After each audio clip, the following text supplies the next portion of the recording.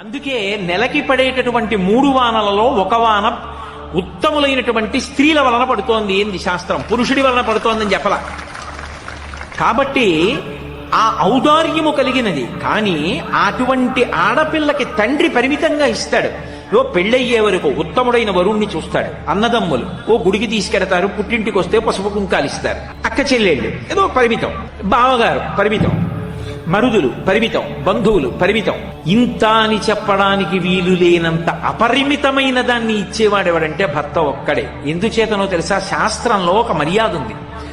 నేను ఎంత ఐశ్వర్యవంతుణ్ణి కానివ్వండి, నా భార్య చేతిని నేను గ్రహించగానే, పాణిగ్రహణం చెయ్యగానే, ఆమె నా పత్ని కాగానే నా ఐశ్వర్యం ఏదున్నదో అదంతా ఆమెది. నిజానికి నా ఆయుర్దాయం కూడా ఆమె వలననే నిర్ణయింపబడుతుంది. ఆమె సౌశీల్యము వలన నా ఆయుర్దాయం నిలబడుతుంది. అందుకే మమ జీవన హేతునా అని చెప్పి మంగళసూత్రం మెడలో కడుతున్నాడు. అందుకే మీరు చూడండి, ఈ జాతిలో స్త్రీ వైశిష్ట్యం ఏమిటంటే, కొంతమంది ధూర్తులైన పురుషులు ఉంటారు. రాత్రి మాదక ద్రవ్యం సేవించి ఉన్మత్తత కలిగించే పదార్థాన్ని సేవించి వచ్చి పశువుని కొట్టినట్టు భార్యని కొట్టేటటువంటి ధూర్తులైనటువంటి పురుషులు ఉంటారు. అలా కొట్టి నిద్రపోతే ఆమె మాత్రం నిద్రలేచి మంగళసూత్రాలు కళ్ళకద్దుకొని ఆఖరణ ఆయన చేతిలో ప్రాణ వదలాలని కోరుకుంటుంది. అంతకన్నా ఆర్ద్రత కలిగినటువంటి మనసున్న ప్రాణి ఈ సృష్టిలో ఇంకొకరు ఉంటారా? అటువంటి స్త్రీ మీద చెయ్యి చేసుకున్న పురుషుడు ఎంతటి అధమాధముడవుతాడు. అది నేర్చుకోవలసిన విధానం, అది స్త్రీల యొక్క గొప్పతనం. అది తెలుసుకున్న నాడు సమాజంలో శాంతి పరిఢవిల్లుతుంది. ఎందుకు గౌరవించాలో తెలుస్తుంది. అందుకంటోంది అనసూయమ్మ, నాతో విశిష్టం పశ్యామి బాంధవం విమృశంత్యహం. అమ్మ, భర్త తాను చేసిన పుణ్యంలో సగం భార్యకి ఇస్తున్నాడు. ఆయన ఐశ్వర్యమంతా ఆమెదే. ఆయన ఆయుర్దాయమునకు నేను కర్త. విశేషించి నేను లేని నాడు ఆయనకి ధర్మం లేదు. నేను తల్లినై అమ్మాని పిలిపించుకొని అపారమైన ఆనందాన్ని పొందానంటే ధార్మికమైన సంతానాన్ని ఆయన వలన పొందాను. కాబట్టి పసుపు కుంకాలు ఉన్నదాన్ని అని 30 రూపాయల చీర కట్టుకున్నా ఎదురొచ్చేటప్పటికి సువాసిని అని గౌరవించి విడుతున్నారంటే ఆయన ఉండబట్టి. లోకంలో ఇంకా ఎవరి వలన ఇన్ని సంభవించమమ్మా, ఒక్క భర్త వలన సంభవిస్తాయి. అందుకే కులకాంతలు ఉత్తములైనటువంటి స్త్రీలు భర్త గౌరవించి ప్రవర్తిస్తారమ్మా, శాస్త్రం ఎరిగిన వారు కనుక అన్నది అనసూయమ్మ. అటువంటి మహాపతివ్రతలైనటువంటి స్త్రీలు అనితర సాధ్యమైనటువంటి విషయములను సాధించడం మీకు ఈ భూమి మీద ఎక్కడా కనపడదు. భారతదేశంలోనే సంభవం. ఒక్కొక్క మహాపతివ్రత సూర్యోదయ సూర్యాస్తమయాల్ని శాసించింది. రేపు తెల్లవారితే నీ భర్త మరణిస్తాడంటే సుమతి సూర్యోదయమగు అవకుండుగాక అంది. ధర్మచక్రం నిలబడిపోయింది. అది ఎన్ని యజ్ఞయాగాది క్రతువులు చేసినా పురుషులు సాధించగలరో సాధించలేరో, కానీ పతివ్రతా ధర్మం చేత స్త్రీ సాధించింది. అది ఈ జాతి గొప్పతనం. అటువంటి చరిత్ర కలిగినటువంటి స్త్రీలు ఈ ఒక్క దేశంలోనే కనపడతారు. అందుకే ఈ దేశంలో స్త్రీ అనేటప్పటికీ యావత్ ప్రపంచంలో ఉన్నటువంటి జనులు 2 చేతులెత్తి నమస్కరిస్తారు. ఆ జాతి అంత గొప్పది. ఆ దేశంలో ఉన్న స్త్రీల యొక్క వైశిష్ట్యం అంత గొప్పది. కాబట్టి నాతో విశిష్టం పశ్యామి ఒక్క అనసూయమ్మే కాదు, నిజంగా ఈ లోకంలో పురాణాల్ని కావ్యాల్ని పరిశీలిస్తే ఎంత గొప్ప గొప్ప గుణములు కలిగినటువంటి స్త్రీలు కనపడతారో వాళ్లతో పోలిస్తే నిజంగా ఇంత ఔదార్యం, ఇంత గొప్ప స్థితిని పురుషుడు పొందాడా అని అనిపిస్తుంది. మీరు మహాభారతంలో గాంధారినే చూడండి. ఆమె గాంధారరాజు యొక్క కుమార్తె, సుబలుని యొక్క కుమార్తె. గాంధారరాజు కుమార్తె కనుక ఆమెకి గాంధారి అని పేరొచ్చింది. ఆమె మహాసౌందర్య రాశి. చిన్నతనంలో పరమశివుని గురించి తపస్సు చేసి పరమశివుడి యొక్క అనుగ్రహాన్ని పొందింది. ఆమెకి సంతానాపేక్ష, ఎక్కువ మంది సంతానానికి తల్లి కావాలి అని వరం పొందింది. అపారమైన అందగత్తె, మహారాజు యొక్క కుమార్తె, సకల సుగుణములకు పిన్నిధి. అటువంటి స్త్రీ ఎప్పటినుంచో కురువంశానికి ఒక ఇబ్బంది. ఎప్పుడూ సంతానం లేక బాధపడుతూ ఉంటారు. చిత్రాంగదుడు, విచిత్రవీర్యుడి దగ్గర నుంచి ఇదే సమస్య. అందుకని కనీసంలో కనీసం ఆ కురువంశానికి వారసుల విషయంలో ఇబ్బంది రాకూడదని ఈమెకి బహుసంతానవతి అని వరం ఉంది. కాబట్టి ఈమెని తీసుకొచ్చి ధృతరాష్ట్రుడికి వివాహం చేస్తే ధృతరాష్ట్రుడు సంతానాన్ని పొందుతాడు, కురువంశం అవిచ్ఛిన్నంగా కొనసాగుతుందని భీష్మాచార్యుల వారు ఆ గాంధారిని తీసుకొచ్చి ధృతరాష్ట్రుడికిచ్చి వివాహం చెయ్యాలనుకున్నారు. సుబలుడు అడిగాడు, మా ధృతరాష్ట్రుణ్ణి వివాహం చేసుకుంటావా అని అడిగాడు. ఆమె మామూలుగా అంగీకరించడం కాదు, ఎంత ఔదార్యంతో అంగీకరించిందో తెలుసా? ధృతరాష్ట్రుడు జాత్యంధుడు, పుట్టుకతో కళ్ళు లేనివాడు, ఎంత బలమున్నవాడు కానివ్వండి, పాండురాజు లేక ఎంత రాజ్య పరిపాలన చేస్తున్నవాడు కానివ్వండి, జాత్యంధుడైనటువంటి వ్యక్తిని అంతటి సౌందర్య రాశి ఎందుకు వివాహం చేసుకోవాలి? కానీ తన వలన అవతల వారి వంశం నిలబడితే, జాత్యంధుడైన వాడు బిడ్డల్ని పొందానని సంతోషిస్తే అంతకన్నా తన జన్మకి సుకృతి ఏముంటుందని అంగీకరించింది. అంగీకరించడం కాదు, త్యాగమయి మహాతల్లి గాంధారి, మహాపతివ్రత. నా భర్త ఏవి చూసి సంతోషించట్లేదో అవి చూసి నేను సంతోషించాను అని ఆమె కూడా అంధత్వాన్ని పొందింది. అందుకే కన్నులకు గుడ్డ కట్టేసుకుంది. నేను ఒక గుడి గోపురాన్ని చూస్తే సంతోషిస్తాను, నా భర్త సంతోషించలేడు. నేను ఒక పెద్ద మర్రి చెట్టు చూసి సంతోషిస్తాను, నా భర్త సంతోషించలేడు. నేను ఒక మంచి పక్షిని చూసి సంతోషిస్తాను, నా భర్త సంతోషించలేడు.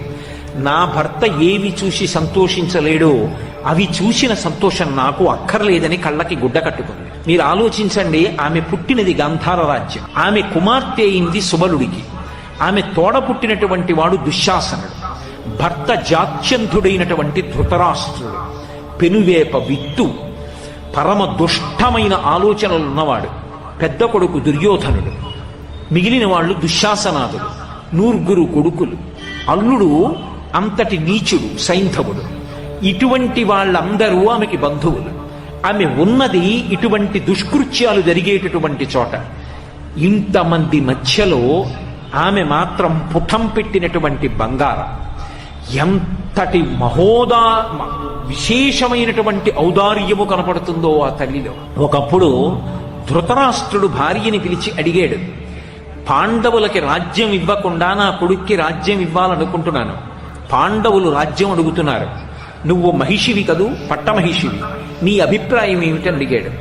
ఎంత కుండ బద్దలు కొట్టి చెప్పిందో తెలుసా ఆవిడ ఒక మాట చెప్పింది. ఆవిడంది, నీ తనూజుడవినీతుడకుట ఇరిగి ఇరిగి అతనికి వశపడి ఏల పోయదీవు, పాండవులకి ఇవు ఏమిచ్చితేని అడ్డు పడగలవారు ఎవరు విభుడ చెప్పుమా అందావిడ. ఆవిడంది, నీ కడుపున పుట్టినటువంటి దుర్యోధనుడు పరమ నీచుడన్న విషయం మహారాజా మీకు తెలుసు. వాడు నీచుడని తెలిసి, వాడికి రాజ్యం రాదని తెలిసి, పాండురాజు కొడుకైన ధర్మరాజుకి వెడుతుందని తెలిసి ఎందుకు కుట్ర చేస్తావు? నీ తమ్ముడి బిడ్డలు నీ బిడ్డలు కారా? ఆ ధర్మరాజుకి రావలసిన రాజ్యం ధర్మరాజుకి ఇవ్వలేవా? నీ పుత్రుడు అవినీతుడగుట ఎరిగి ఎరిగి అతనికి వశపడి నీవు ఎలపోతు. ఎందుకు నీ కొడుకు అన్న పుత్ర మమకారంతో వాడి వెంట పరిగెడుతుంటావు? నువ్వు చక్రవర్తి, నువ్వు ఇవ్వాలనుకుంటే ఇవ్వచ్చు. నువ్వు ఈ కురు సామ్రాజ్యాన్నంతటినీ ధర్మరాజుకి దారాదత్తం చేస్తే ఎదురుపడి అడగగలిగిన వాళ్ళు ఉన్నారా? నువ్వు ఇచ్చిన నాడు ధర్మరాజాదులు నీ బిడ్డలు కారా? భీష్మ ద్రోణాదులు ధర్మపక్షాన నిలబడరా? దుర్యోధనుడు నిన్ను చెనకగలడా? ధర్మరాజు దగ్గర పెడితే వశవర్తి అయి బ్రతకడా? ఇప్పటికైనా బుద్ధి మార్చుకోడా? నీ కొడుకుల యొక్క దీర్ఘాయుర్దాయం అంతా నీ చేతిలో ఉన్నది మహారాజా, ధర్మం తప్పవద్దు. నీ బిడ్డలు అని పుత్ర పాశములకు వశపడవద్దు. నువ్వు రాజ్యాన్ని పట్టుకెళ్లి ధర్మరాజుకి ఆయన తమ్ముళ్ళకి ఇచ్చేసేయి అని కుండ బద్దలు కొట్టినట్లు మాట్లాడినటువంటిది మహాభారతంలో గాంధారి. ఉంటుందా? తోడబుట్టినవాడు అటువంటి వాడా? భర్త అటువంటి వాడా? బిడ్డలు అటువంటి వాళ్ళ? ఆవిడ మాత్రం మెరుపుతీగా. నిజంగా ఎటువంటి ఆలోచన తల్లిది! అలా నిలబడగలిగిన వాళ్ళు లోకంలో ఉంటారా? ఆవిడేం సామాన్యమైన స్త్రీయా? ఒక్కసారి జీవితంలో అసూయ పొందింది, గర్భతాడనం చేసుకుంది, ఆ కడుపులోంచి పిండం జారిపోయింది, అది వేరు విషయం. కానీ ఆమె యొక్క ఉదాత్త చరిత్ర పరిశీలిస్తే ఆశ్చర్యకరంగా ఉంటుంది. నూర్గురు కొడుకులు కడుపున పుట్టిన వాళ్ళు చచ్చిపోయినప్పటికీ కూడా అమ్మా అని వచ్చి ధర్మరాజు ఆమె కాళ్ల దగ్గర నిలబడి ఒక్క మాట అన్నాడు. చిట్ట చివర కురుక్షేత్రం అయిపోయిన తర్వాత, అమ్మా నీ బిడ్డలందరినీ చంపేసిన పాపిష్టి వాణ్ణి నేనేనమ్మా, నన్ను నీ శాపంతో కాల్చేయమ్మా అన్నాడు. ఆయన కూడా కొడుకేగా, అమ్మా ధర్మం కోసం చంపాను కానీ నా అంత నేను చంపలేదమ్మా, నీ బిడ్డల్ని చంపడం తప్పైతే నన్ను కాల్చేయి అని ధర్మరాజు వస్తే ఒక్క మాటల్లా కళ్ళంబట నీళ్లు కార్చి ధర్మరాజుని కౌగిలించుకుంది. కానీ ఒక్క బిడ్డ కూడా బ్రతకలేదన్న బాధతో ఆమె చూసినప్పుడు కొద్దిగా కళ్ళకి కట్టుకున్న బట్ట జారి ఆమె దృష్టి పడినందుకు ధర్మరాజు అంతటి వాడికి కాళ్ళు బొబ్బలెక్కాయి. అంటే అంతటి పతివ్రత. కానీ యుద్ధభూమిలోకి వెళ్లి చూసినప్పుడు కొడుకులందరూ మరణించి ఉంటే అందున దుశ్శాసనుడు భయంకరంగా వక్షస్థలం బద్దలైపోయి పడిపోతే ఆమె కోపం అటు తిరిగి ఇటు తిరిగి ఎవరి మీద నిలబడాలో తెలియక అంతటి గాంధారి కూడా పుత్రవ్యామోహాన్ని పొంది కృష్ణుడి వంక చూసింది. అన్నీ నీకు తెలుసు, వీళ్ళందరూ మరణిస్తారని తెలుసు, నువ్వే పూనికిని ఉంటే నా కొడుకులు ఇలా చనిపోయేవారు కాదు, దీనికి అంతటికీ కారణం కృష్ణ నువ్వే, నీ అన్నదమ్ములు కూడా ఇలాగే కొట్టుకుని యదువంశం ఒకరితో ఒకరు కొట్టుకుని నశించిపోవుగాక, కొన్ని సంవత్సరముల తరువాత నువ్వు కూడా దిక్కులేని చావు చచ్చదవుగాక. కృష్ణుడు నవ్వి అన్నాడు, అమ్మా ధర్మానికి వంత పాడినందుకు నువ్వు నాకు ఇచ్చిన కానుక అన్నాడు. ఇంతటి గాంధారి కుంచుకుపోయింది. 9 కొడుకులు పోయినా చిట్ట చివరికి ధృతరాష్ట్ర మహారాజుతో కలిసి వానప్రస్థం చేసి దావాగ్ని యందు శరీరాన్ని విడిచిపెట్టేసింది. నిజంగా మీరు గాంధారీదేవి యొక్క జీవిత చరిత్రని పరిశీలనం చేస్తే అంత శక్తివంతురాలయ్యుండి అటువంటి ప్రదేశంలో ఉండి కూడా ఆమె ధర్మం తప్పకుండా ప్రవర్తించింది. ఒకసారి దుర్యోధనుడు వచ్చి ఆమె కాళ్లకు నమస్కారం చేసి నాకు విజయం కలగాలని ఆశీర్వచనం చెయ్యమంటే నిర్మోహమాటంగా చెప్పింది, ధర్మం ఎక్కడుంటుందో అక్కడే విజయం, నీకు విజయం కావాలనుకుంటే ధర్మాన్ని నిరంతరం పట్టుకునే ధర్మరాజు యొక్క పాదములను ఆశ్రయించు, ఆయనకి వశవర్తివై ప్రవర్తించు, అప్పుడు ధర్మాన్ని నువ్వు పొందుతావు, దాని వలన విజయాన్ని పొందుతావు తప్ప నువ్వు అధర్మాన్ని పట్టుకుని గెలవలేవు దుర్యోధన అని చెప్పి. అంతటి ధర్మపక్షపాతి అయి తన బిడ్డలతో కాని భర్తతో కాని ధర్మం విషయంలో అసలు వెనుకంజ వెయ్యకుండా మాట్లాడగలిగినటువంటి స్థితిని పొందినటువంటి స్త్రీరత్నం గాంధారీదేవి. ఈ దేశంలో కొంతమంది స్త్రీల యొక్క త్యాగం, వాళ్ళ యొక్క జీవనం చదువుతుంటే నిజంగా ఎంతటి మెరుపులో అర్థమవుతుంది. ఎంత చెప్పినా వినకుండా తిరిగి తిరిగి అగ్నిహోత్రాన్ని కౌగిలించుకుని మడిసిపోయిన 9 కొడుకుల్ని చూసుకుని ఆఖరణ వృద్ధాప్యంలో తల్లిదండ్రుల్ని చూసుకోవడానికి ఒక్కడు బ్రతకలేదురా, ధర్మాన్ని వదిలిపెట్టి ఇంతమంది పడిపోయారా అని కుంతి బిడ్డల పంచ చేరి జీవితం గడిపి భీముడనే మాటలు వినలేక వానప్రస్థానికి వెళ్ళిపోయింది. అంత గొప్ప గాంధారి. అలాగే కుంతిదేవి మహాతల్లి జీవితంలో ఎంత కష్టపడిందో. అసలు కుంతీదేవి జీవితం భారతంలో చదివితే ఇన్ని ఉత్థాన పతనాలు, ఇంత సహనం, ఇంత గొప్ప లక్షణాలు మన జాతిలో స్త్రీలకి తప్ప ఎక్కడ కనపడతాయనిపిస్తుంది. ఇటువంటి స్త్రీలు పుట్టిన గడ్డ ఎంత గొప్పదిరా ఈ స్త్రీ జాతి. తెల్లవారి లేస్తే వాళ్ళ పాదాలకి నమస్కరించాలనిపిస్తుంది. మీరు చూడండి, కుంతిదేవి పుట్టింది నిజానికి కుంతిభోజని యొక్క పుత్రికగా కాదు, ఆమె శూరుని యొక్క పుత్రిక. అందుకే శ్రీకృష్ణుడికి మేనత్త, వసుదేవునికి చెల్లెలు. కానీ కుంతిభోజుడు పెంచుకున్నాడు. అసలు తండ్రి పెట్టిన పేరు పృథ, కానీ ఆ కుంతిభోజుడు పెంచుకున్నాడు కాబట్టి కుంతీదేవి అని పేరొచ్చింది ఆవిడికి. ఎంత ఓర్పు కలిగినది అనడానికి ఒక్కటే అగ్ని పరీక్ష. ఆమె చిన్నతనంలో కుంతిభోజుడి ఇంటికి దుర్వాసో మహర్షి వచ్చారు. నేను ఇక్కడ కొన్ని నెలల పాటు ఉంటాను, నాకు ఉపచారాలు చేయడానికి ఎవరినైనా ఏర్పాటు చేయమన్నాడు. ఆయన కోపధారి. ఇదిగో వస్తున్నాను భోజనానికి అంటాడు. వెళ్ళిపోయిన వాడు రాత్రి వస్తాడు. తాను భోజనం చేయకుండా ఎదురు చూడాలి. తన పత్నులను నియోగించలేదు కుంతిభోజుడు, ఆయన ముందు తట్టుకోలేరని. రాజ్యంలో ఎవరినీ నియమించలేదు. ముక్కుపచ్చలారని పిల్ల ఇంటికొచ్చిన దత్తపుత్రిక కుంతీదేవిని నియమించాడు. ఎంత ఓర్పుతో సేవించిందంటే అన్ని నెలలు సేవించిన తరువాత వెళ్ళిపోతూ దుర్వాసో మహర్షి సంతోషించి అన్నాడు, నీకు నేను ఒక గొప్ప ఉపదేశం చేస్తున్నాను. నువ్వు ఏ దేవతని కోరుకుంటావో ఆ దేవత యొక్క అనుగ్రహం చేత నువ్వు సంతానాన్ని పొందుతావన్నాడు. మరి ఏ భవిష్యత్తుని దర్శనం చేసి వరమిచ్చాడో మహానుభావుడు. ఇంత గొప్ప వరం ఉంది కదా అని సంతోషించింది. పాండురాజు ఆ రోజుల్లో అరివీర భయంకరుడు, మహానుభావుడు.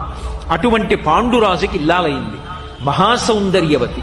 ఇంతటి సౌందర్యవతిని, దేవతల యొక్క వరాన్ని పొందినదాన్ని, దుర్వాసో మహర్షి యొక్క వరాన్ని పొందినదాన్ని, పరమ సంతోషాన్ని పొందింది.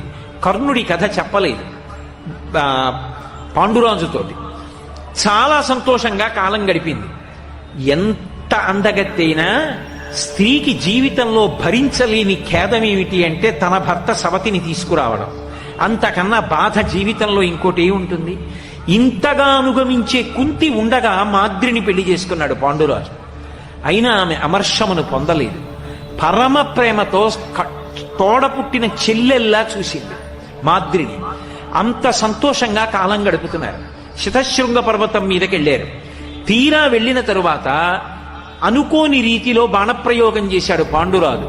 ముని శాపం ఇచ్చాడు, నువ్వు నీ భార్యలతో సంగమిస్తే మరణాన్ని పొందుతావు అన్నాడు. సంతానం కలగలేదు. నాకు సంతానం కలగాలి ఎలా, తండ్రినవడం ఎలా, లేకపోతే ఉన్నత గతులు ఉండవని బాధపడ్డాడు. కుంతీదేవి చెప్పింది, నాకు వరం ఉందండి, అయితే నువ్వు ప్రార్థన చేసి సంతానాన్ని కనన్నాడు. భర్త అనుమతితో దేవతల్ని ప్రార్థన చేసింది. ధర్మరాజ అనుగ్రహంగా ధర్మరాజుని, వాయువు అనుగ్రహం చేత భీముణ్ణి, అలాగే దేవేంద్రానుగ్రహంగా అర్జునుణ్ణి కంది. ఇప్పుడు మీరు ఆలోచించండి, సహజంగా సవతులిద్దరుంటే తనకే బిడ్డలున్నారు. అందున అక్కడ గర్భిణి అయ్యుంది గాంధారి. ఆమె కన్నా ముందు తను బిడ్డల్ని కంది, కాబట్టి సింహాసనానికి వారసుల్ని కంది. కుంతీదేవి జీవితంలో మళ్లీ ఓ మెట్టు పైకెక్కి సంతోషించింది. మాద్రి కన్నా నేను గొప్పదాన్ని, బిడ్డలున్నారు. గాంధారి కన్నా గొప్పదాన్ని, ముందు సంతానాన్ని కొన్నాను, సింహాసనానికి వారసుల్ని ఇచ్చాను. అలా ఆడపిల్ల యొక్క జీవితంలో అత్యంత మధురాతి మధురమైనటువంటి విషయం భర్త పక్కన భార్యగా కూర్చోవడం, బిడ్డలకి తల్లి కావడం. నేను మీతో ఒక యథార్థం చెప్తున్నాను. ఒక పురుషుడి కీర్తి, ఒక పురుషుడు ఇంటికి రాగానే తలగడా మీద తల పెట్టుకుంటే గుర్రు పెట్టి నిద్రపోగలిగిన స్థితి దేని వల్ల కలుగుతుంది అంటే భార్య వలన. తన అన్నదమ్ముడి బిడ్డడు ఉంటాడు, తోడ పుట్టిన అన్నదమ్ముడంత ఐశ్వర్యవంతుడు కాడు, కానీ కొడుకు బాగా చదువుకుంటుంటాడు. ఒరే అన్నయ్య బెంగ పెట్టుకోకరా, మీ అబ్బాయిని నేను చదివిస్తాను రా అంటాడు. ఈయన డబ్బున్నవాడు, ఎక్కడో హాస్టల్లో పెట్టి చదివించడం ఏమిటి, అన్నయ్య కొడుకు నా కొడుకు కదూ, బాబాయా బాబాయా అని తిరుగుతాడు కదూ, వాడికి ఇంట్లోనే అన్నం పెడదాము అని ఉంటుంది. ఇంతమందికి నీ చేయలేను అందనుకోండి. ఆవిడ ఏం చేయగలడు పురుషుడు?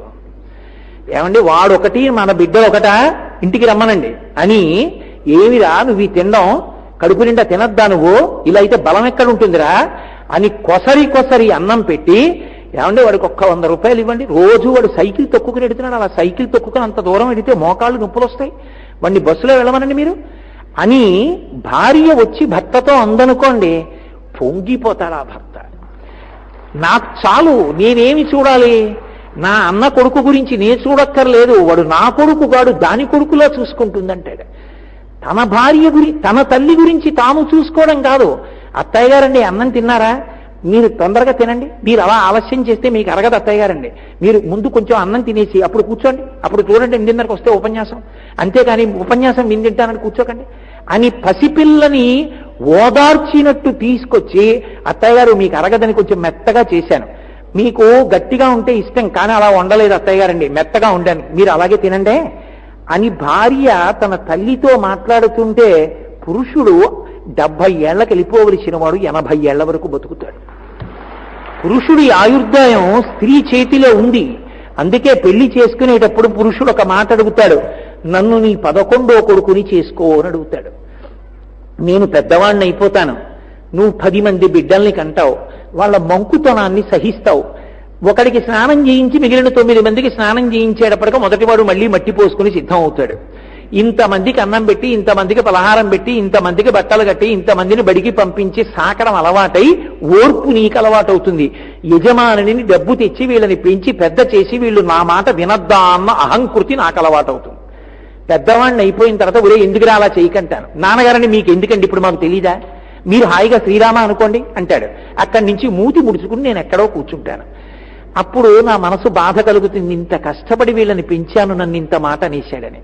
నువ్వు కూడా నా దగ్గరికి వచ్చి మీకెందుకండి అనకే, ఆ 10 మంది పిల్లల్ని పెంచినటువంటి ఓర్పు ఉందే, ఆ ఓర్పుతో వచ్చి ఎవరూ లేనప్పుడు నా గడ్డం పట్టుకుని, ఏమిటి చంటి పిల్లాళ్ళలాగా, వాడెవరు మీ అబ్బాయి కాడు, వాడు ఏమన్నాడు, మాట కాఠిన్యం ఉంది కానీ ఎందుకంటే నాన్నగారండి మీకు ఈ అలసట, ఇప్పుడు మేము ఆలోచించగలిగిన స్థితికి వచ్చాం కదా, మీరు హాయిగా రామాయణం చదువుకోండి, ఎందుకు మీకు ఈ ఆర్తి అన్నాడు. మాట కాఠిన్యం ఉంది కానీ లోపల ఉన్న అమృతాన్ని అందుకోండి, దూదు పేడ అన్న మాట బాగుండదేమో కానీ పాలకోవాది కాదా అని భార్య అందనుకోండి, ఎంత సంతోషపడిపోతాడు పురుషుడు. అక్కడ లాలన దొరుకుతుంది. అందుకుని నన్ను 11వ కొడుకుని చేసుకోసుమా అని అడుగుతాడు భార్యని. భార్య శాంతి స్థానం. అందుకే సన్నికళ్ళు తొక్కిస్తారు. ఎందుచేత అంటే ఆమె ఇంటికి వచ్చినప్పుడు ఏ మాటలు చెప్పిందో దాని వలన ఆ కుటుంబంలో ఉండేటటువంటి శాంతి నిలబడడం కానీ భగ్నం అవ్వడం కానీ జరుగుతుంది. నువ్వు ఓర్చుకోవడం నేర్చుకోసుమా, నువ్వు ఓర్చుకుంటే మేము సుఖంగా ఉంటాం, నువ్వు ఓర్చుకోని నాడు ఈ ఇంట సుఖం అన్న మాట ఉండదు. ఓర్పు నువ్వు పొందు. ఈ రాయి ఎంత ఓర్పు వహించిందో, దాని మీద అరగతీసిన, రుబ్బిన, కొట్టిన, గుద్దిన మా ఇంట అలా ఉంది, నువ్వు ఆ ఓర్పుతో ఉండు సుమా అని అడగడానికి సన్నికళ్ళు తొక్కిస్తాడు. తొక్కించి భార్యగా తాను నడిచి పీటల మీదకి వచ్చినా పద్మంలో కూర్చోపెట్టి లక్ష్మి అని తన ఇంటికి తెచ్చుకుంటాడు. భార్యని అంత గౌరవంతో చూసింది సనాతన ధర్మం. అంత పట్టం కట్టి పైన కూర్చోపెట్టింది. ఇల్లాలు అని గౌరవించింది. ధర్మపత్ని అని పిలిచింది. ఆమె లేని నాడు ఎడంభుజం మీద ఉత్తరీయం వేసుకునే అధికారం తీసేసింది పురుషుడికి. తన కడుపున పుట్టిన కూతురే అయినా ఆమె లేని నాడు తాను కన్యాదానం చేయడానికి కూడా అనర్హుడైపోతున్నాడు. ఆమె పక్కన ఉంటేనే యజ్ఞం కాని యాగం కాని. అందుకే భార్య పోయిన ఒక వ్యక్తి ఏడుస్తూ, నాకు ఇహము పోయింది, నీతోనే పరము పోయింది అన్నాడు. ఏముంటే ఏముంది, ఓ యజ్ఞమా ఓ యాగమా, ఏమి చెయ్యగలను, నీతోనే పోయిందే నేను చెయ్యగలిగిన సాధన కూడా అన్నాడు. కాబట్టి ఇల్లంటే ఇల్లాలు. ఆ ఇల్లాలకి మొట్టమొదట ఉండవలసినది ఏది అంటే, ఇంతమంది శాంతికి ఆమె కారణం కాబట్టి ఆ శాంతికి తగినటువంటి స్థితిని తాను పొందాలి. ఒక కారు సంతోషంగా వెళ్ళిపోతుంటే లోపల కూర్చున్నవాడు కూర్చున్నాడంటే అది కారు గొప్ప కాదు. కారు గోతులలో పడి వెళ్ళిపోతున్నా కంటికి కనపడకుండా కారు గోతులలో పడినప్పుడు గోతులలో పడిన కుదుపుని తాను పుచ్చుకుని జీర్ణం చేసేసుకున్న షాక్ అబ్జార్బర్ ఒకటి కింద ఉంది. అది ఉంది కాబట్టి కారులో వాడు కూర్చున్నాడు. డ్రైవర్ కనపడతాడు, స్టీరింగ్ కనపడుతుంది, పెట్రోల్ ఎంత ఉందో, ఎంత తగ్గుతోందో, ఎంత వేగంతో పెడుతోందో కనపడుతుంది. కానీ నీ సుఖానికి కారణమైన షాక్ అబ్జార్బర్ నీకు కనపడకపోవచ్చు. కానీ అది విరిగిపోతే ఆ కారులో నువ్వు వెళ్ళలేవు, నడుం విరిగిపోతుంది. కంటికి కనపడకపోయినా ఇంట్లో శాంతికి భార్య కారణం, ఆమెయే శాంతి స్థానం. అందుకే సంస్కార బలాన్ని అందించడానికి తెలుగునాట తాటాకు బొమ్మల పెళ్లిళ్లు చేయించారు. అటు ఒక పిల్లని పెట్టి ఇటు ఒక పిల్లని పెట్టి తాటాకులతో బొమ్మలు చేసి ఇంట్లో బట్టలు కుట్టించుకున్నప్పుడు కత్తిరించి కింద పడేసిన బట్ట ముక్కలు వాటికి వస్త్రాలుగా కట్టి, మా పిల్లని మీ పిల్లాడికి ఇస్తున్నాం, మీ పిల్లాడు మా అల్లుడవుతున్నాడని ఈ పిల్ల అత్తవారింటికి వెళ్ళడం, ఎప్పుడైనా అత్తవారింటి నుంచి వీళ్ళింటికి రావడం, ఆ పిల్ల పురుడు పోసుకుందని చిన్ని చిన్ని తాటాకు బొమ్మలు తయారు చేసి ఆ బొమ్మలకి నీళ్లు పోయడం అని. పోతన గారు నిజంగా తెలుగు వాళ్ళ సంస్కారాన్ని రుక్మిణీ కళ్యాణంలో ఎలుగెత్తి చాటారు. తెలుగుతనానికి పట్టం కట్టిన కవి ఎవరైనా ఉంటే, తెలుగునాటి ఆటల వెనక ఎంత సంస్కారం ఉందో చెప్పిన కవి ఎవరైనా ఉంటే మహానుభావుడు పోతన గారు. దాన్ని ఎక్కడో సామాన్యంగా కాదు, రుక్మిణీదేవి చేత తెలుగింటి ఆటలు వాడించిన కవి పోతన గారు. అందుకే పేర్వేర బొమ్మల పెండ్లిండ్లు చేయుచు అబలలతోడ బియ్యంబులుందు, గుజ్జనగూళ్లను కొమరొప్ప వండించి చెలులకు పెట్టించు చెలువ మెరసి. బియ్యము పప్పు కలిసి గుజ్జనగూళ్ళని వండుతారు. అవి చలవ చేస్తాయి, తొందరగా జీర్ణమైపోతాయి. ఆ గుజ్జనగూళ్ళు వండి ఒకళ్ళకి పెట్టడం నేర్పుతారు. కాసిని వండి డబ్బాలో పోసి పిల్లలకి ఇస్తారు, ఆడుకోమంటారు. ఆడుకోమంటే వాళ్ళు ఎవరి డబ్బాలో వాళ్ళు తినరు. మీరు మా ఇంటికి రేపు భోజనానికి రండి అని మా ఇంట్లో చిన్నతనంలో ఆడిన ఆటలు కాబట్టి నేను చెప్పగలుగుతున్నాను. మీరు మా ఇంటికి భోజనానికి రండి అని ఆ పక్కింటి ఆడపిల్లలు ఈ పక్కింటి ఆడపిల్లలు అందరినీ పిలిచి భోజనానికి రమ్మని వాళ్ళందరూ భోజనానికి వచ్చినట్టు, వీళ్ళ దగ్గర బొమ్మల పళ్ళాలని చిన్న చిన్న పళ్ళాలు, చిన్న చిన్న మూకుళ్ళు, చిన్న చిన్న పొయ్యిలు, అందులో చిన్న చిన్న కర్రలు ఉండేవి. అమ్మ వండి ఇచ్చిన గుజ్జనగుళ్ళు దాని మీద పెట్టి ఇలా ఇలా వేయించినట్టు అమ్మ కట్టుకుని విప్పినటువంటి చీర, అమ్మ కడుపున పుట్టిన ఆడపిల్ల వచ్చీరాని రీతిలో చీర కట్టుకుని అమ్మలా నటిస్తుంటే అమ్మ సంస్కారం ఇక్కడ వ్యక్తమయ్యేది. అమ్మ కట్టి విప్పినటువంటి చీరలతో కుట్టినటువంటి బొంత మీద పడుకుంటే ఉండే తృప్తి హంసతూలిక తల్పం మీద పడుకున్నా ఉండదు. అమ్మ కట్టి విప్పిన బట్టతో కుట్టిన బొంత అంత గొప్పది. అమ్మ ఒడి అంత ఆప్యాయంగా ఉంటుంది. మా అమ్మ కట్టి విప్పిన చీరలతో కుట్టిన బొంత, మా అమ్మ వేసుకుని వదిలిపెట్టిన చెప్పులు చాలా కాలం నా ఇంట్లో బీరువాలో లాకర్లో ఉండేవి. నేను ఎక్కడికి వెళ్ళినా తీసి కళ్ళకద్దుకుని తల మీద పెట్టుకుని వెడుతుండేవాడిని. మా అమ్మ పెట్టుకున్న కళ్ళజోడు, మా అమ్మ వేసుకున్న చెప్పులు, ఆ రెండు నేను వారసత్వ ఆస్తిగా తీసి దాచుకున్నా చాలా కాలం. ఇదేదో నా గొప్ప అని నేను చెప్పట్లేదు. అమ్మ అమ్మే. అమ్మ లాంటి వ్యక్తి ప్రపంచంలో ఎక్కడుంటుంది? తన ప్రాణం పోతున్నా కూడా, ఒకవేళ ఏ తెల్లవారుజామున 2 గంటలకో ఆయాసం వస్తుంటే గట్టిగా ఆయాసపడి అరిస్తే పిల్లాడు 11ంటికి వచ్చి పడుకున్నాడు, 2ంటికి నిద్ర లేచిపోయి ఇప్పుడు హాస్పిటల్కి తీసుకెడితే వాడికి నిద్రాభంగమై వేడి చేస్తుందేమో, దగ్గు వస్తుందని ఆయాసాన్ని అదిమి పెట్టుకుని గట్టిగా కూత రాకుండా నిప్పిని అనుభవిస్తూ లేచి మంచం మీద కూర్చుని ఇక ప్రాణం పోయే ముందు ఒక్కసారి కొడుకుని చూసి ఒడిలో తలపెట్టుకుని విడిచిపెడదామని తలుపు కొట్టగలిగిన ప్రేమైకమూర్తి ప్రపంచంలో ఉంటే అమ్మ ఒక్కతే. అమ్మ తప్ప అటువంటి వ్యక్తి ఇక లోకంలో ఉండరు. నడిచి వచ్చిన పరదేవత అమ్మ. అమ్మని మించిన పరబ్రహ్మం లేదు. అటువంటి అమ్మతనానికి ఉన్నటువంటి అందాన్ని ఆవిష్కరించారు. ఆడపిల్ల గొప్పతనం ఎక్కడుంది అంటే కడుపు తడవడంలో ఉంది. ఇంటికొచ్చిన వాళ్ళకి పరమ సంతోషంగా అన్నం పెట్టడంలో ఉంది. ఒక ఇంటి యజమానికి వృద్ధి ఎక్కడి నుంచి వస్తుంది? ఊరక రారు మహాత్ములు వా రథముల ఇండ్ల కడకు వచ్చుటలెల్లం కారణము మంగళములకు, మీరొచ్చుట శుభము మాకు నిజము మహాత్మా అంటాడు గర్గుడొస్తే. ఒక పరమ భాగవతోత్తముడైన వాడు ఇంటికొచ్చి గుటకడు మంచినీళ్లు తాగితే, పట్టెడు అన్నం తింటే సింహాసనంలో ఉన్న పరమేశ్వరుడు మురిసిపోతాడు. నన్ను నమ్ముకున్నవాడు వచ్చి అన్నం తిన్నాడు నీ ఇంట, సమస్త సౌఖ్యాలు ఇస్తానంటాడు. పెట్టవలసిందెవరు? భార్య తయారు చెయ్యాలి, భార్య పెట్టాలి. అందుకే ఒకరికి పెట్టడం నేర్పడానికి, వండడంలో ఉన్న తృప్తి నేర్పడానికి. ఆ వండిన వంట తాను ఎంత కష్టపడి వండిందన్న దానితో ఉండదు. ఆ పెట్టినప్పుడు మారు వేయించుకుని తింటుంటే అమ్మ మురిసిపోతుంది. అమ్మలా మాట్లాడేవాళ్ళు ఎవరుంటారండి లోకంలో? కొంచెం వెయ్యండి అంటే ఇంతే వేస్తారు ఎవరైనా.